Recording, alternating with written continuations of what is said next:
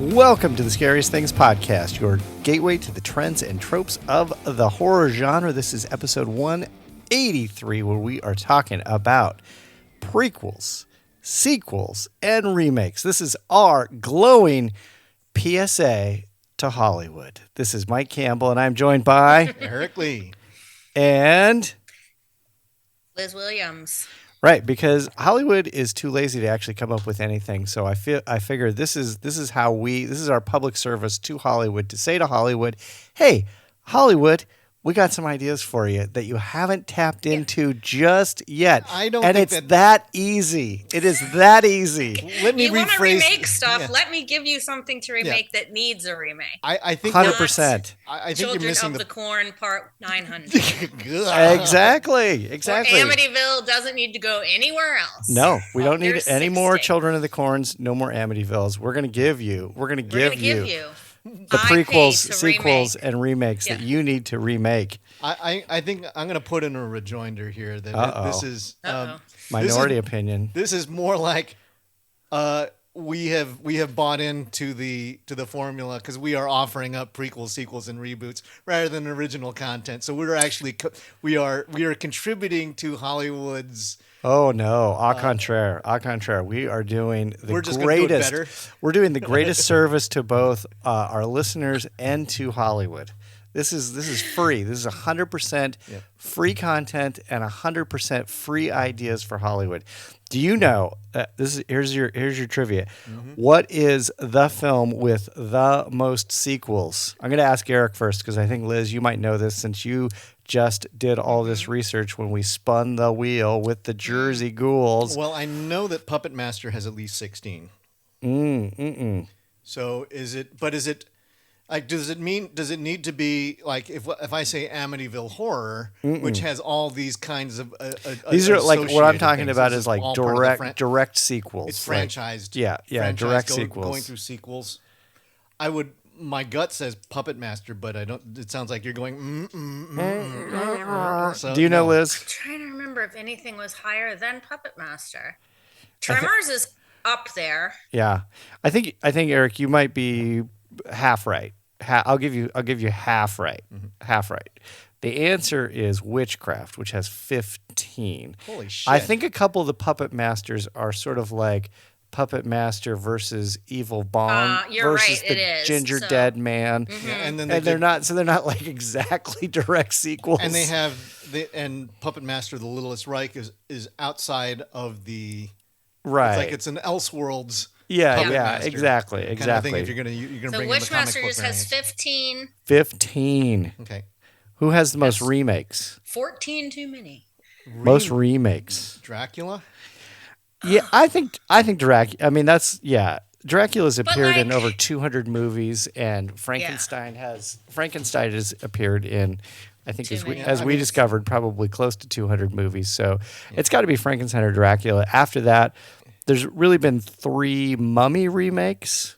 Technically, there's been 4 Grudge remakes. There's been 5 House of Wax remakes. 5? There's been 6 Texas Chainsaw remakes, technically. I mean, if you take out, like, if you start adding in sort of the fan-made stuff, Friday the 13th goes on a race. Oh, yeah. And then there's 9 Ring remakes, technically. And most of them in Japan that were not really. Yeah. Right. We know of the Canadian Ring. Right. And then that they did like Sadako versus, like the Grudge versus the Ring. Yeah. Samara and Sadako.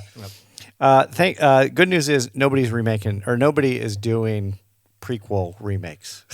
That's not a thing. That's not a thing until tonight. Just kidding.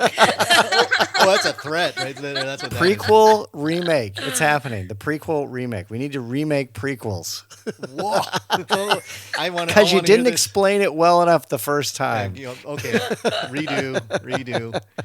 No, mine are all the original. They haven't been remade or sequelized yet that I'm aware of. If it's in production, it's just what do they call it? Serendipity. Yep. Yeah, there you go. We'll find out. Now, if you get into the Wayback Machine, Eric and I did once upon a time do an episode. This is pre-Liz. PL. So that's like 2017. 2018. Or early 2018. 2018. We did the worst horror sequels of all time, and I did not. Do you have them available? No, because this was before. This is before we spent any time sort of hipping people. We made people go in and listen to the entire podcast as opposed to just reading online content. So I did not go back and listen to the worst horror sequels of all time, but I encourage our listeners to go back and listen to the worst horror sequels of all time. Yes. That's what I would say. Yeah. Listen in. We have all of our stuff is available on our site. And you can, I think Spotify, iTunes, you can go back. I think we've got the full catalogs. Oh, yeah. And we're now bringing it onto YouTube. Yeah. Mm-hmm. Heck yeah. Surprisingly successful for an audio-only YouTube channel, which usually spells people doom. like to listen to podcasts on YouTube. I don't get it, but hey. Yeah. But hey. All right. So are we kicking it off? Jumping in? Let's do it. So we're starting with prequels. Prequels. Okay, what makes a good prequel? Eric, go. I think that the ones that tend to do the best are things that have to do with curses, and I think hauntings are really good because it's about a legend or something that that happened in the past, and you want to go, why is this particular item cursed?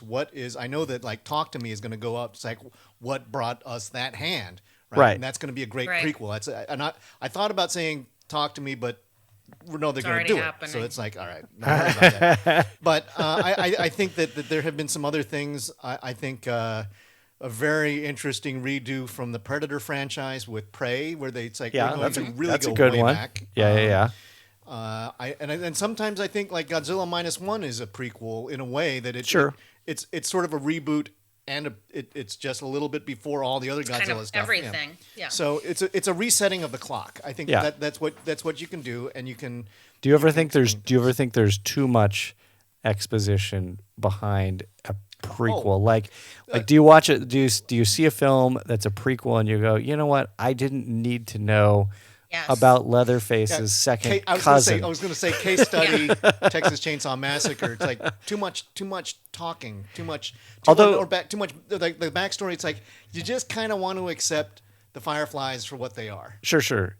I do think the Leatherface prequel is pretty good. I think the big problem I have with prequels, with killers, with serial killers, with homicidal maniacs in total, is the prequel to their story, their backstory, that if you're going to tell it, is a really horrible, trauma-filled... It's a child abuse story. Tragic story that usually involves some form of cerebral damage, sexual abuse, and just other childhood trauma, and that's not super fun. Plus, it's not very interesting usually. I think, let's be honest. But it could be, because that falls right into that category. All right, Liz. That sounds like you're going down that direction. But I will say that of the big franchises, the Halloween, Friday the 13th, Texas Chainsaw.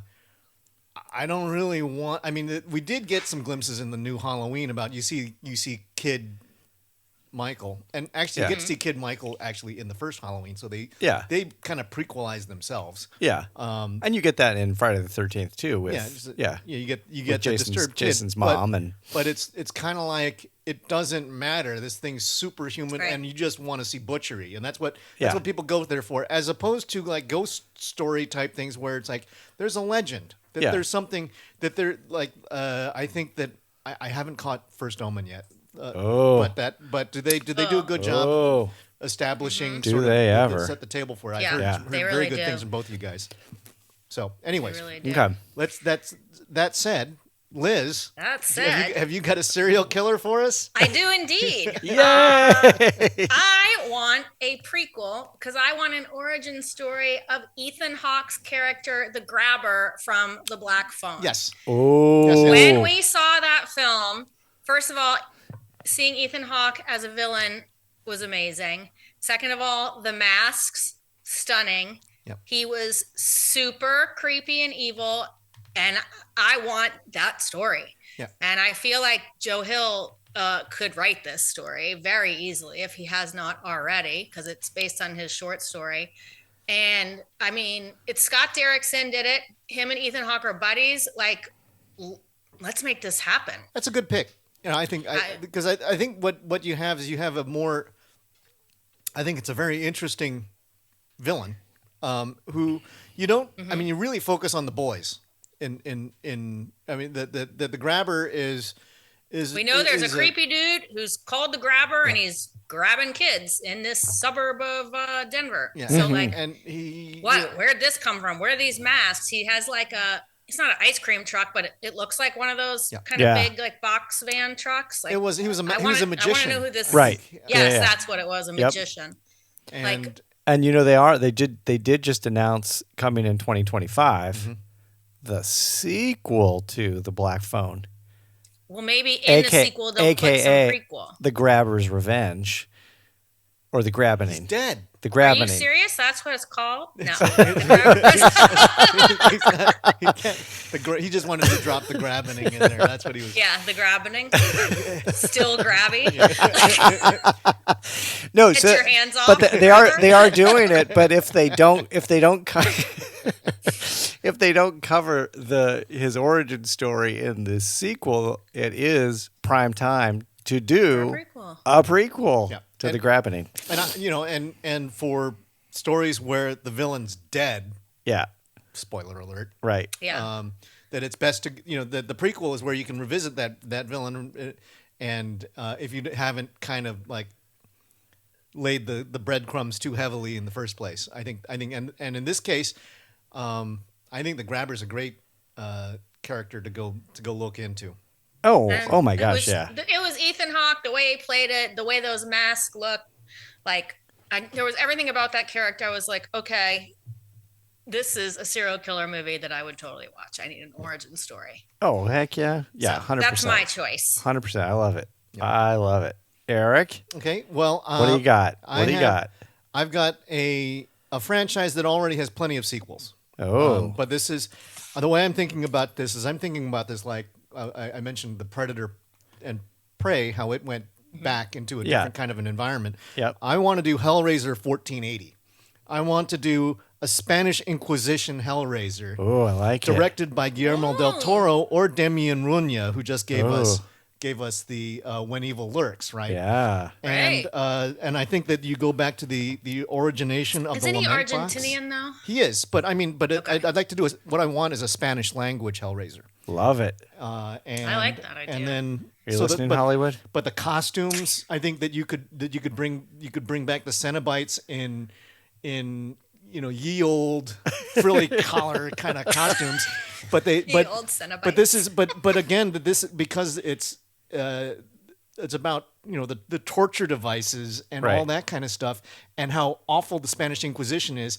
And then you can tie that, that there may be some things about learned behavior from these awful Spaniards taking it to the next level because of Cenobite interaction. You think Eric's like, is it nature or nurture? That's it, pinhead. You think you really know how to torture people? It's like, oh no, no, seen nothing yet. So the Order of the Gash is going to explain to you how to torture people. How to expect the Spanish Inquisition. Nobody expects this from the Spanish Inquisition, exactly. And here's the other good part is that Hulu. And Fox owns the Hellraiser franchise, and they did a pretty decent reboot of the franchise last year. I like the Hulu version of it. Too. But I think what you can do is it's like take a lesson from your other big franchise that you just redid, rather than trying to spin. Because I think the modern tales about greed and sexual perversion and all that kind of stuff, they've gone through a number of those scenarios already. But I love the idea of putting into a context that fits. I liked how Predator went back to 17th century North America and made the Predator dangerous again, because it's not going up against machine guns and Arnold Schwarzenegger. It's going up against a bunch of indigenous folks. And so I think in the same way, this is a way of recasting it in a time period that works. And then like they actually did a all Cherokee or Comanche, I think it was. The cast and language film. Language for Prey. It's like you could do a Spanish one, and you could do an English one, and you know what? These Hellraiser movies aren't that expensive to do. You just need a good costumer, some good music, and then would Pinhead have to put on a tricorn hat? Yeah. Well, it would be sitting very high on Pinhead's head, right? Because it's like sitting on top of the pins. It would be a pin cushion, essentially. But you that is where we got pin cushions. Yeah, but this is an origin story. This is Renaissance Hellraiser. I think that would be so awesome. Anyways, I love it. So that's the way I was thinking of. And could you imagine? I mean, what fun on the costuming and makeup that someone like Guillermo del Toro would have. With this. Right. He could just kill it. Granted, it would become too big for Hulu at that point. I think. Sure. But you could give Damien Runia this chance, and he could play with it. He knows how to do gory. Yeah. Well, the other thing would be really great about it too is that you could explain. You could also use it as a device to explain a lot of like the historical superstitions around. Witches and it's heaven and hell. Witches and cats and all the things that people were like, oh my God, this is, Yeah, but this is like a time that they feared devils. Yeah, right. This is it. This is the most one of the most superstitious times in the world's history, and it would feed this thing really well. Yeah, anyhow, absolutely. So that's with that, I will hand it off to Mike. All right, here's the movie that needs to be prequelized. Prequelized? Mm-hmm. I think that's a word. Yes. That doesn't sound like a word, but prequelized. We're going to go with prequelized. Sure. This is the 2008 film that I know is on Eric's top 25 movie list of all time. It is The Ruins.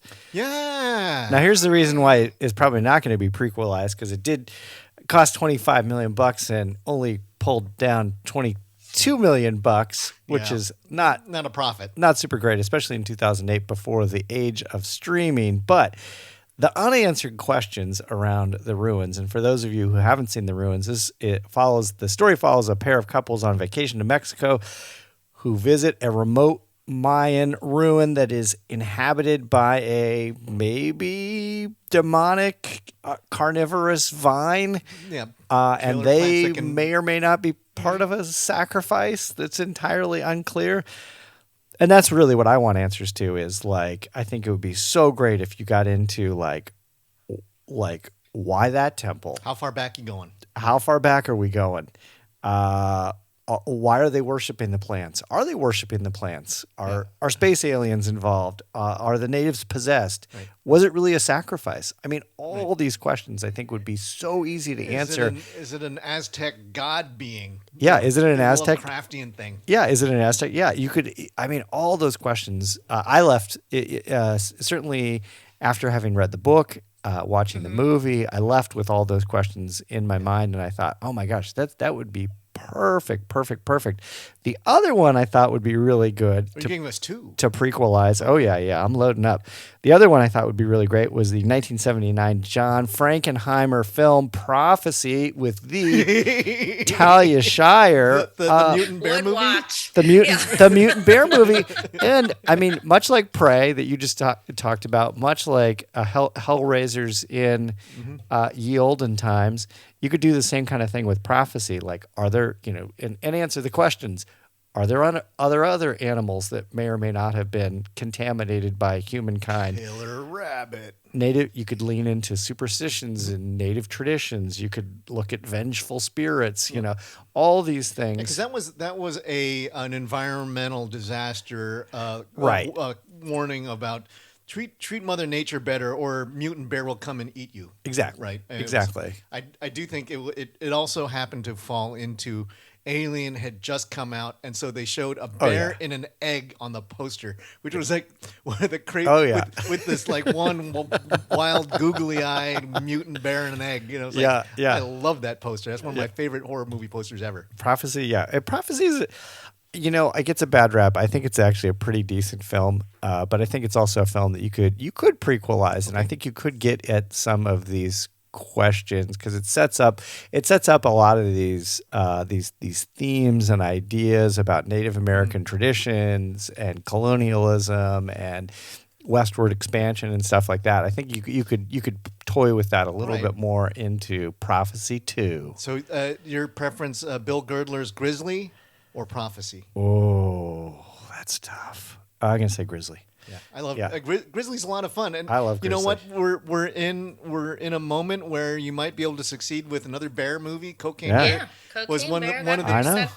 Set it up for bears everywhere. Unlike a lot of other recent studio movies, Cocaine Bear overperformed rather than underperformed in the box office. Right. Well, and you know who else overperformed?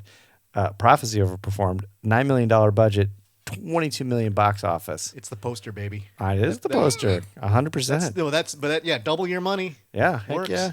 All right, mid-budget horror. Bring it back. Yeah. Liz, go on. So, let's talk about what makes a good sequel. Yeah. Well, that's hard because there's so many bad ones. Yeah. Oh, I know. I know.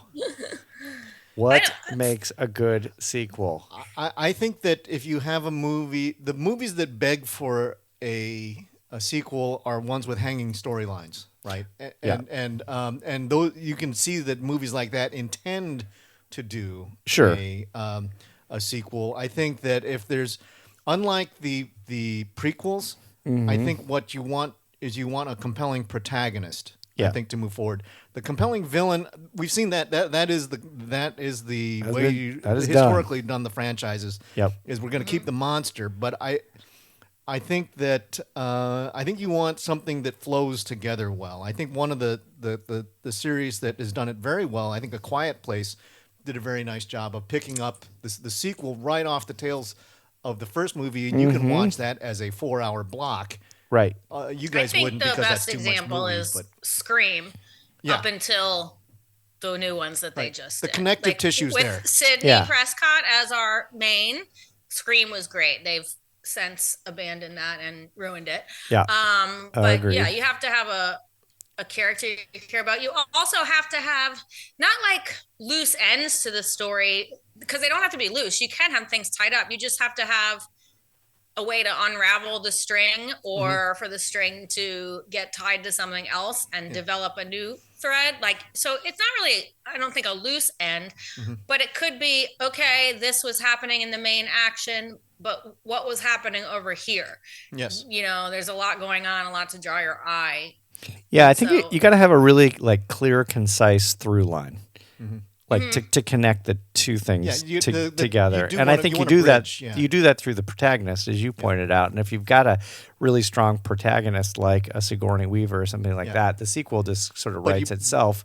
You find the limitations, though, I think, because what ends up happening is that you build in plot armor for your protagonist. The final girl, like Sidney Prescott, survives every single Scream movie. Oh yeah. Till and she even made it. She survived one of the what is it, Scream 5, just by not being in the movie much. By contract, she wasn't in. But watching, I think you make a great tie, like Sigourney Weaver, Ripley going through the first 3 movies was super solid, but then it's like, how do we bring her back for a 4th movie? It's and it got kind of weird. But you can also just have a great idea, like a franchise like The Purge, where your first one sets it up, the second one's like, oh, but what happened outside that house? I love that. Then you have a couple, then you can go back and you can prequelize it. So that's one of my favorite situational franchises. Horror kind of stuff. It does very well that way. Yep. And I think that's what I will be interested. I know that you guys are a little bit less interested in it, but The Quiet Place, the day one, where they're going to pull away from our characters, and it's like, okay, can you do this? It's got Lupita Nyong'o in it. It's encouraging. I think they're going to ruin it, because I don't care why these things came to Earth. We get, they set it up. This thing happened. Now we have to be quiet. I think show us the aftermath. I don't care about how they got. And I thought we decided that it wasn't The Quiet Place day one. It was The Quiet Place morning. It was like 8 a.m. to noon. I think the premise here is A Quiet Place, Manhattan. Yeah, and that's really where it's like it's a crowded city. How are you gonna? It's like that. That's the premise. It's like, well, good luck. Yeah, but that's a disaster movie. Yeah. Just this time it's. But that is. But alien bugs that now you have to be quiet. I think A Quiet Place. It kind of was a survival horror event movie but because it's about the situation more than not a singular villain. Anyway, so now that we've established what makes a good sequel, Liz, what's your sequel? My choice for a sequel is to the 2015 Karen Kusama film, The Invitation. Good call. Thank you. I think this one sets itself up in a situation kind of like I was just talking about with The Purge, where, spoiler alert to The Invitation, this is about a cult that kind of takes over a dinner party and wants everybody there to commit suicide. So it doesn't work out for this house, or it does work out for the people who didn't get murdered. The people who are smart enough to not drink the wine at the dinner table. But when they walk out onto the back patio and they look through the Hollywood Hills, they see red lanterns, which was the cult members' sign of like, we're doing it now, raised on all these other homes. So what's happening in those other homes? Did anybody succeed? What is the next step for this kind of wellness death cult? I just think that I love cult movies. This was a great closed location movie, and it was really fun. And I think it could definitely have a sequel. And even now, I mean, because 2015, so we're almost 10 years later, the wellness industry is even crazier than it was back then. And these are people who are like, oh, I went on this kind of vision quest and it was healing my pain. And I saw this. This could be, The Invitation 2 could be a multi-level marketing cult. I don't know. Like there's ways that you could. Oh, yeah. And like every aspect of the wellness machine has been monetized. And it could be a really interesting, satirical, and very cutting look at the wellness industry. Yeah. And of course, this is also touched on that. This like ending my pain, euthanasia, assisted suicide. And then they were like, well, we'll assist you in suicide that you don't even want to do. Like, we'll take your pain away. Yeah. Logan Marshall Green. We'll take your pain away.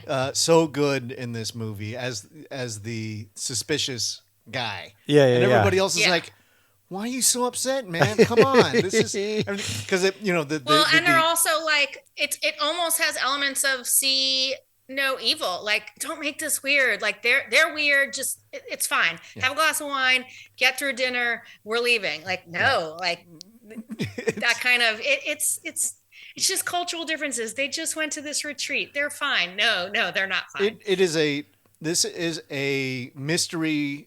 It's a horror movie wrapped in a mystery. Yeah, and I think that it's a beautiful movie. I think it seems to be.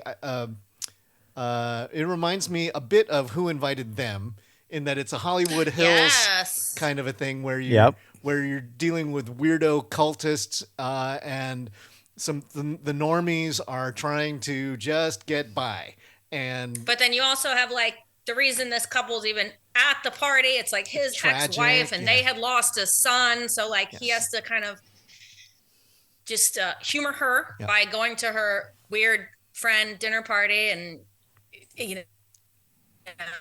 respect her journey, as they would say. So I think it would be a great film to sequelize, but it would have to be as moody and cool as the original. And bring back, I think Karen Kusama would be. That's a really good kind of vibes.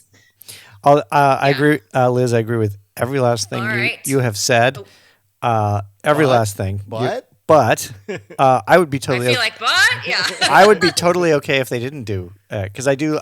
It's on a certain level. I do appreciate the vagary of the end. Yeah. Where you just go, what the hell is happening? Yeah, but I agree. But it could handle one. Yeah, I agree. If they did it, I would be all about it. But if they didn't do it, I would be fine with that too. It's got an absolute stunner ending, which is fraught with so many questions. And that's why I'm like, you could sequelize. Yeah. Well, guess what? I've got a movie that has similar kinds of things. Okay.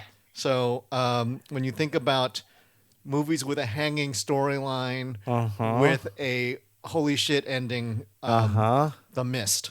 Oh yeah. Because yeah. poor David Drayton shot all everybody he cared about in a car, Yep. thinking that the world was going to come to an end, and well, the army shows up. That doesn't mean that the monsters aren't still out there. Right. And I would be, and I think that this is a case where what you do is you attach it to how does David put things back together again, or does he just completely go off the end and just go crazy? Yeah. I would love to know what happened to that poor man, but does he go looking for someone else's gun and then he shoots himself, or does he? Has Stephen King never mentioned these? I know that he likes to bring his characters through like his universe. I don't know if he's ever mentioned them before. Because it's not. I don't think The Mist was in Derry. This is. I forget the name of the town that it was in, but it's New England. It's off of a lake, and there's these are creatures that crawled through another dimension. But there's that thing that was like a skyscraper walking through at the end of the movie, and that's when they went, well, that's it. Yeah. And now, what do you think? What do you think about the Mist prequel? What about that? That could also be done. I mean, you could. It's a twofer. Hollywood, come on. You could bookend it. Two for the price of one. Because it's like covered in mist. Yeah. What were these people doing out at that laboratory? Did anybody go through to the other side? I mean, you could do it kind of like a Stargate kind of a thing, where all of a sudden it's like that they're sending people through, and then they get killed, and then all of a sudden this rush of monsters comes through. What were they trying to do? I mean, the thing is that this is like military conspiracy and all that kind of stuff. And that was built into the Stephen King story too. If you read that story, I think what you would have to do is you'd have to make up for the Mrs. Carmody, who really was at the heart of the film about the paranoia of putting stress on a community and what happens when things go bad and this is like getting trapped in a grocery store with a bunch of MAGA folks, and it's like, and all of a sudden it's like, we're gonna get rid of the libs, and it's like, right? And it was pre-MAGA, so that was somewhat prescient. You saw that the Tea Party was just bubbling up. Right. This was 2008, I think. Yeah. So the early indications of the Tea Party. Yeah, but I think that this was, also, I'd be cool with like going on a monster hunt, because I do love a creature feature. Yeah. Because at a certain point, it's like, I don't care. It's like at a certain point, these monsters are tough enough to take out tanks. Or they appear to be. Right. And there's a whole bunch of them. There's what haven't you seen yet? Your imagination can go crazy, and I think that. Well, and I do like the idea of a prequel as well, just in that they make multiple references to the military experiments and the government doing things, and I thought, what does that really mean? No, totally. Yeah. So I'm going to throw in my plus one thing, because but a similar movie, Annihilation. And I know that there's two more books. Right, there's two more books, and so that there's a decent likelihood. And I've only read the first one, and it's hard to read. It's really hard to read. The second one is even harder. I gave up. Yeah, it's just, but it as an abstract concept, it's one of the most interesting movies of the last 10 years. Just on a what was I watching here? No, you're saying sequel or sequel and prequel. Yeah. There was the there's two after it. It was the first. Okay. The Southern Reach. The Southern Reach. Yeah. The trilogy, and it's who's the author again? Jeff Vandermeer. Yeah. Yeah, and so Vandermeer, his name is Jeff. He didn't give any names to any of his characters. It's kind of like Jeff Vandermeer. But highly philosophical, bizarre. It's like I found it a fascinating read, but I got lost. I got lost in it, and it was like, thank you, Alex Garland, for doing a movie that is still really weird and not easy to grasp, but I was able to connect the dots. Very engaging. It's just a fascinating movie. So anyways, I think that would be also similarly interesting, because she comes out Natalie Portman comes out from the veil. Yep. And it's still there. What happened? I don't know. You can still go back. So anyways. All right. Mike. This is the movie that needs a sequel. All right. And I know it's probably It got a bad rap when it came out as being insensitive. It got a bad rap for being sort of politically tone deaf. But it's a movie that I really loved, and it's the only one we've talked about so far that is a found footage film. And this is the Chernobyl Diaries. Oh. Okay. And I love this is the reason. Wasn't expecting that. No, that was. This is the reason why I think it needs to be remade, or rather sequelized. The budget for the Chernobyl Diaries. Any guess? $250,000. $1 million. I'm thinking. Okay. Box office. Any guess? 25 million. 40 million. Okay. Whoa, really? That's free money. Hollywood. You are leaving money on the table. Mm-hmm. Part 2 that movie made that much money? Yeah. Jesus Christ. And that's just box office. That's not DVD sales and probably at the time VHS sales. Yeah, somebody call Universal. I know. What year did this come out? I don't remember. I'm going to say 2010. Okay. Something like right. that. Feels The other right. reason I think is that, there's multiple endings. You can if you watch the DVD, you watch the extras, you can look at multiple endings. But basically at the end of the film, and this of course for those of you who have never seen the Chernobyl Diaries, it's essentially extremist travel, and they go to a group on their way headed to Moscow, Russia, decides to stop by Chernobyl and tour the city in and around the Chernobyl nuclear power plant. At the end of the film, the doctors reveal that the creatures that have been following the group of weary travelers around during the entire film are in fact escaped patients, and that they tell the woman, I think who's the last survivor, Amanda, that she knows too much, and she's forced into this like dark cell, and there's other presences in the cell, and that's kind of how the film ends. But I'm like, oh my gosh, you could go in so many. The natural fit right now, Yeah. right? Oh, It's like Russian soldiers. oh yeah, who were just Yeah. in Chernobyl, and they were told to hunker down because they were going to cross over to Kiev, and they stayed there for like 2 months and just got irradiated. Yeah. And it's like, wouldn't it be great if the reason why the Russians failed to take Kiev was because of mutants coming from Chernobyl lunching the Northern Yes. Army? That would be a perfect way to do Oh it. my gosh. All right. Yes. Eric just literally wrote the story for the Chernobyl Diaries sequel. Hollywood, if you are not listening, this is all free. Yeah, this is all for you. Because it's like they didn't listen, and It doesn't get any easier than that. because it is still like that area. And actually, there has been there's a great documentary about how the wildlife has taken advantage. It's a national, it's like a National Geographic or something. Yeah. Where these animals are horribly irradiated, but apart from that, they're doing great. Yeah. And they're just like, there are bears. Yeah, and then yeah. there are like huge herds of deer and all these animals that have gone, there's no more humans. Right. We're doing great, except for our lifespans are cut in half because of the amount of radiation. Yeah. I said, there won't be, they won't allow people there for another 100 years probably. Oh yeah, It's just so toxic. Here's the other one that needs a sequel. Another plus one. And Liz mentioned in the context of Black Phone. Obviously, Black Phone is getting a sequel. We discussed it as a prequel. This one is flipped on its head.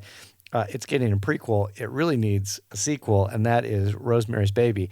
Apparently, this fall, Paramount is doing Apartment 7A, which is a prequel to Rosemary's Baby, which I was like, okay. Yep. I really think Rosemary's Baby needs a sequel. What happened? I think it's cool that they're going to do a series. Yeah. That it's enough. I mean, at least a couple episodes. I don't know if they can stretch it to let's say 8 or 10. Yeah. Maybe 6, but yeah. I think it's cool. I think that, but to your point, as a sequel, Yeah. it can take the path that The Omen did, which is follow the child, Yeah. see what happens to the child. It's like it's the devil walks amongst us. Yes. And and maybe I'd like to just be like the neighbors on the other side, like, what's going on in there? Like, except for the neighbors are in on it. Right. Well, right, the other right. neighbors, the ones who just moved into Well, the building and didn't get invited to the ritual. Right, because you remember what happens at the very, very end of Rosemary's Baby is you hear that she hears the infant crying, Yeah. and then she gives into her maternal instincts. Well, right. I mean, that's the thing. And starts to rock the baby, and I'm like, wow, what a great ending. I think you could, but also, what happens after that? You could still bring. I can afford that Manhattan preschool. You could bring Mia Farrow back. And totally. And then you'll have the old, and then you're just like, and here's the baby, and just like pick your actor. Who do you want? Who do you want to be? Who do you want to be the devil? Yeah, absolutely. All right. What film needs to be remade, and what is a good remake? What's your thought? Well, I will tell you, there's two films, and I have talked plenty about this. I mean, I think I've actually I mentioned this because I do often think when we watch a lot of these garbage films, and a lot of them are garbage, I go, that's a film where there's a good idea, there's a tendril of something. So and you could remake this. So two films that cannot be remade. Okay. Cannot. Not for the reason that you think they can't be remade. Just based on the fact that they are so bizarre and so weird, and it's almost like just impossible to put a film together that would make any sense. Well, one is when we talked about Kung Fu horror, Boxer's Omen, and the second one is Dario Argento's Inferno. I just don't think you could remake those films. They're just they're wackadoodle. They're totally wackadoodle, and it would not make any sense to remake them. I also don't know that it would necessarily break with a mass American audience in the way that I think you reboot because you think that you were in on a franchise that people are going to go, you know what? I'm going to give this a chance because I heard that the first movie was really good. Yep. We're going to try it again. We're not going to go. You're not going to go dig up. You're not going to. I don't think anybody's going to try and redo Eraserhead. No. Well, they did. What'd they do? Satan's Slave?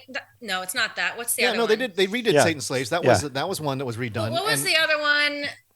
Queen of Black Magic. Yeah. That was a remake. Yeah. Yep. And 100%. that was fantastic. Yes. That was great. Yes, but that was also, I think, it was an Indonesian film for an Indonesian audience that also happened to break with a Western audience. Right. And that was.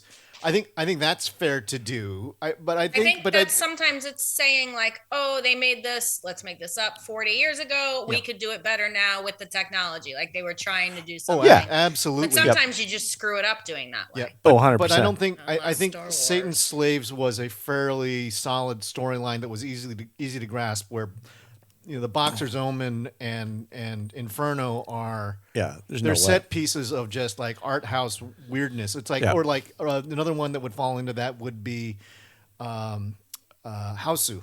Oh yeah. It's like I would kind of love to see them try. Hausu, I don't know who could do it, but I would. Hausu needs whoever thinks they could. Hausu needs a prequel, a sequel, and a remake. Boom. And like Hollywood. spin-offs of every one of those girls. Yep. And I will buy the poster. I love that poster. So wait a minute. Hollywood, if you're listening, I don't know who could do it. So it's got to be someone fucking weird. I don't know who. Yeah. Oh, okay. Well, I mean, there's the guy who did like Meatball Machine. Oh yeah. And he does some weird stuff, but it's like, but if you don't do Japanese, Japanese, like those Japanese directors are not going to touch it because for them it's probably an untouchable property. Yeah. I feel like it's got to be somebody who's doing, I don't know, like Rubber. Oh, you know who could do it? You know who could do it? Is that Quentin Dupieux. No, Daniel Kwan, who did Everything Everywhere All at Once. Fuck yeah. He could redo. He could prequel, sequel, and remake Hausu. I think he could do Boxer's Omen too. Yeah, I think. maybe. All right, well, Hausu is like our group contribution. Yeah, there you go. Right. Okay, love it. All right, it's a challenge. Throw down the gauntlet. Yeah. But Liz, so okay. What was your philosophy when picking a reboot? I have picked something that I want rebooted. I've picked something that is on my top 25 list that is an untouchable property to be remade as a movie, but it can be remade as a TV series. Oh. Only.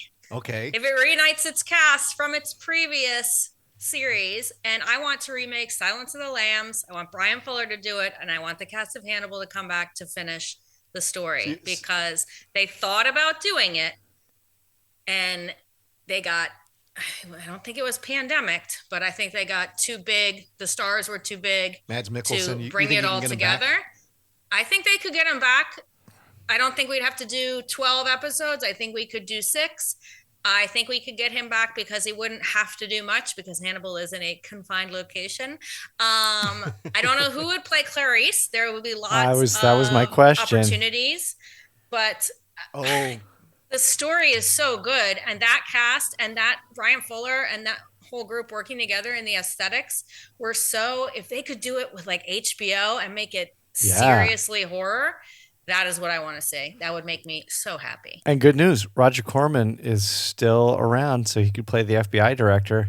Yes. Bad news, George Romero is dead, and so so is Jonathan Demme. But Chris Isaac played like an FBI FBI there you go. guy There you go. Chris Isaac would be great. I'm assuming Emma Stone is too big for something like this. No, she's out for me.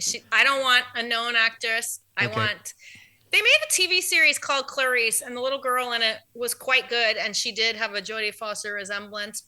Emma Stone, you can't look at her and see her as anybody but Emma Stone. It needs to be someone who can be a chameleon, who's not a actress like that. It can't be an Emma Stone or Jennifer Lawrence or someone. And it also has to be, I think, even Clarice was in the FBI Academy. So what are you when you enter that? Late 20s? Probably, yeah. So Emma Stone's too old. I don't know. I think it would need to be someone new. There's no one I can think of off the top of my head. There's a movie that I just watched that's not great, but she did a good job in it.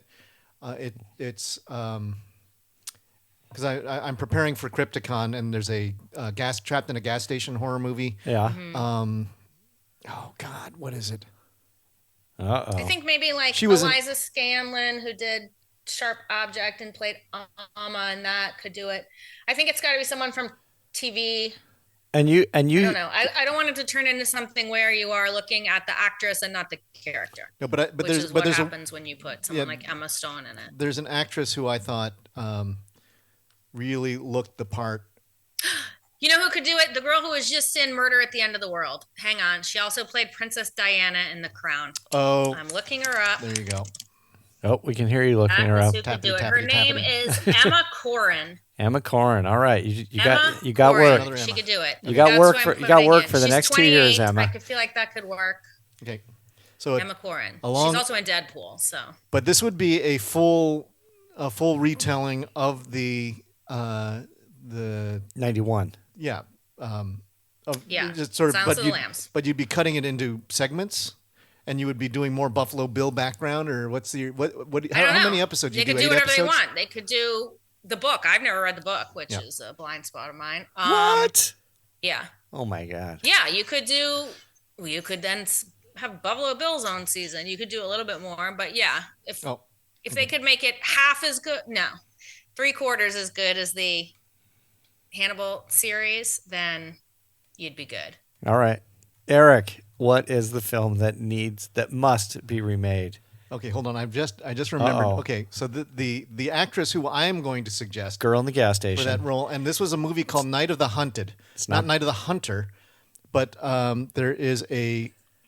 she was also in Cosmic Dawn, which was another movie that I really liked. Yeah, from a couple of years ago. Right. And I remember that. Her name is Camille Rowe. Camille Rowe. Young actress. All right, Camille. So you got work. I feel like I've seen for her the next 2 years. She's been in a number of things. Camille, you got work. French. So I'm going back to a movie that we have talked about on a few occasions. And I think it's a lot of fun. And I think now that if you think about movies like The Thing or The Fly or something going back to really old, like Silver Age movies, I want to go back and go back to The Cursed Turd. Oh. Curse of the Demon. Yeah. And I think that this is so you think, again, Body Snatchers, The Blob, Yeah. doing the 50s to modern, that you take what's a great movie from that period that hasn't gotten that you could expand it and make it more interesting, because now you have the effects to do the demon better. You barely see the demon at all in Curse of the Demon. Right. But you just see him like at the very end. Yeah, and you could do an American adaptation of this, or you could stick British and you can go with Edgar Wright, say, directing this thing, and you update if you've seen Curse of the Demon, there is a satanic cult, but they're a friendly satanic cult. They are like the most inoffensive satanic cultists that you'd ever run into, where you would just actually hang out with them, right? And their plans were, it's like, I have this scroll, and if you're holding on to it, it's like a handkerchief, and the demon will come and kill you if you're holding the handkerchief. And it's like, but in order to give it to somebody, it's got to be accepted as a gift. And so that was the whole thing of the curse turd. It's like, turds in your pocket now, pal. Yeah. I also think that if someone like Jordan Peele would do something like this, it could be. I could see him being into that. That you could play this for laughs. And horror, and I think both Edgar Wright and Jordan Peele would do a really good job with something like this. Two questions. Would you lean more into, because there is discussion of Satanism? Yes. Really early in the film. Yes. Would you lean more into that? Question 2. Yes. Would you show more demon and earlier on in the film? Yes and yes. Okay. I think there you go. I'm in. I'm in. You have the ability to do it, and I think it has one of the great posters of all time. Oh, for sure. And it's, for sure. But there was, like, you briefly see the full demon coming after a train, and it's huge. Yeah. But it has a lot of, I think at the time you could transport it to current events, and it's just a matter of coming up with the proper curse. Yeah. And the proper sneaky villain who's trying to bring it to the world, and then it's just sort of lurking around in the background and grabbing people when they're holding the handkerchief. I love that idea. So I think it's a great idea. And it's something that that you ask fans of that era. Yeah. Everybody loves this movie, but it's almost completely forgotten. Octogenarians? Yeah, like you and me, right? Old guys, and we're even on the younger side of that. So, yeah, I would definitely go to also known as Night of the Demon. I think the American version is Night of the Demon. Curse of the Demon was the British version. I think so. Curse is the more appropriate title. Yeah. But it has a lot of folks talking with a mid-Atlantic accent out there and it feels very much like a 50s horror movie. Oh my gosh. You could do it now in a current version and make it wacky. Yeah. Ton of fun. Well, and I think the other thing that's great about that is going back that far, to your point, no one's seen the film, or like most contemporary audiences haven't seen it, so they're going to be totally unfamiliar with it. So they're not going to have any sort of like emotional draw to like, the original. You didn't do it right. You did. You blew it. Like the Body Snatchers did it right. The Thing did it right. The Fly did it right. Bob, they all. I mean, but nobody cared about the fact that the original Thing was a guy who looked like a Frankenstein with rutabaga barbs. Exactly. Right? Yeah. That's not the way that modern audiences would take it, and you could go crazy with that demon. Yep. Mike. Yep. All right, the film that needs to be remade because we are in a folk horror resurgence and everybody's crazy about folk horror. Wicker Man again. In 2024, the film that needs to be remade that has not been remade is funny you should say Wicker Man, because it is one of the triad of great folk horror films. Of course, there's Witchfinder General, Blood in the Satan's Claw, The Wicker Man, and Blood and Satan's Claw. Blood and Satan's Claw is the one that needs to be remade. This is, for those of you who haven't seen it, it's 18th century England. The children of a village are slowly being converted into a coven of devil worshippers.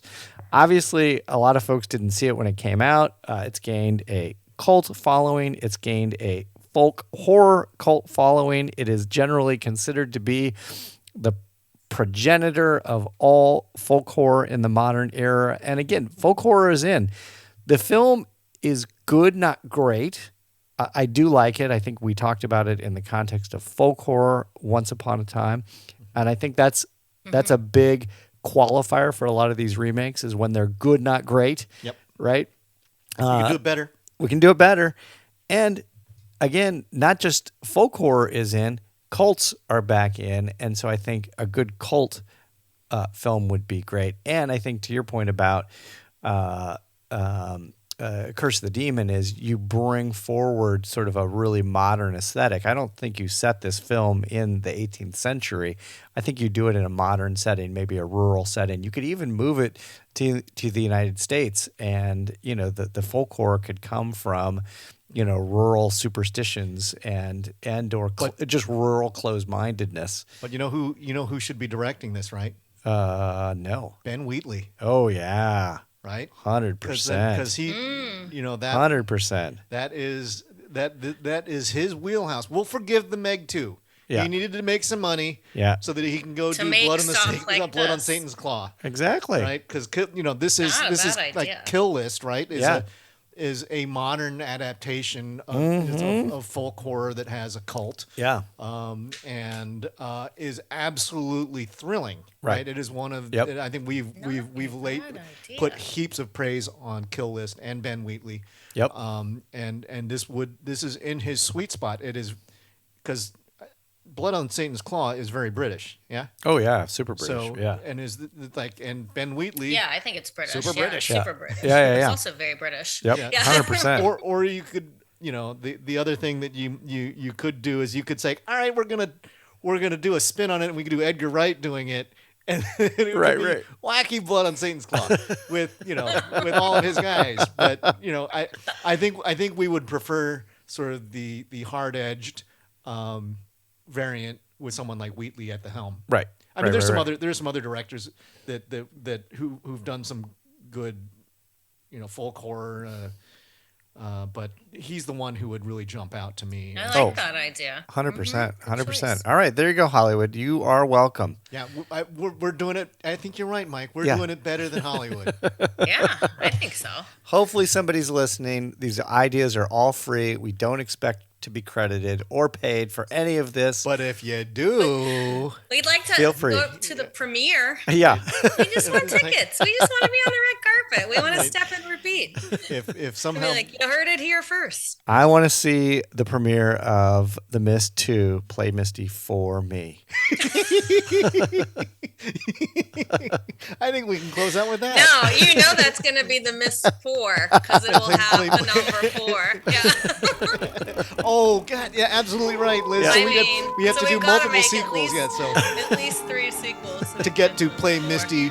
Yeah, 4. Yes.